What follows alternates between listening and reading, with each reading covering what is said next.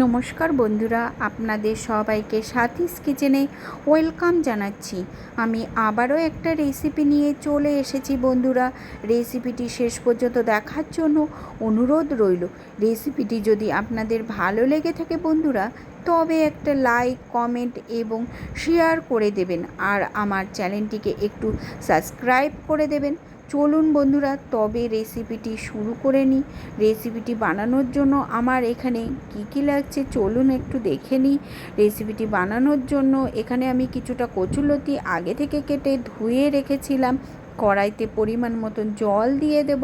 কচুরলতি দিয়ে তাতে লবণ ও হলুদ দিয়ে নাড়াচাড়া করে 5 থেকে 10 মিনিটের জন্য আমি কচুরলতিটাকে ভাপিয়ে নেব। কচুরলতিটা আমার খুব সুন্দরভাবে ভাপানো হয়ে গেছে। একটা পাত্রে তুলে নেব। এখানে কিছুটা মশলা করেছি, পেঁয়াজ আর রসুন দিয়ে মশলা তৈরি করে নেব। কড়াইতে পরিমাণ মতন তেল দেব। তেলটা গরম হয়ে গেলে গোটা রসুনটাকে আমি আগে থেকে ভেজে তুলে রেখে দেব।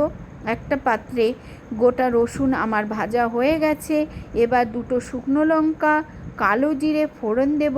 যে মশলাটা আমি তৈরি করে রেখেছিলাম বন্ধুরা, সেই মশলাটা আমি দিয়ে একটু নাড়াচাড়া করে টমেটো কুচি দিয়ে দেব। পরিমাণ মতন হলুদ গুঁড়ো দেব, লবণ দেব পরিমাণ মতন, লঙ্কা গুঁড়ো দেব, দিয়ে মশলাটাকে আমি ভালোভাবে একবার কষিয়ে নেব যতক্ষণ না টমেটোটা আমার সফট হয়ে আসছে। টমেটোটা আমার সফট হয়ে গেছে। এবার আমি সেদ্ধ করা কচুরলতিগুলোকে দিয়ে ভালোভাবে নেড়ে চেড়ে নেব যতক্ষণ না কচুরলতির কালার চেঞ্জ হচ্ছে।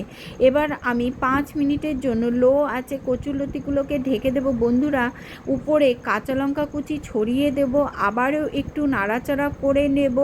তারপরে আগে থেকে যে ভেজে রেখেছিলাম গোটা রসুনটাকে দিয়ে আবারও নাড়াচাড়া করে নেব বন্ধুরা। আপনারা একবার বাড়িতে এইভাবে কচুরলতি ভাজা করে রেসিপি তৈরি করে খাবেন, খুবই টেস্ট হয়। গরম ভাত দিয়ে খুবই অপূর্ব লাগে। এখানে চিংড়ি মাছটা ব্যবহার করিনি, চিংড়ি মাছ দিলে তো আরও অসাধারণ লাগে খেতে।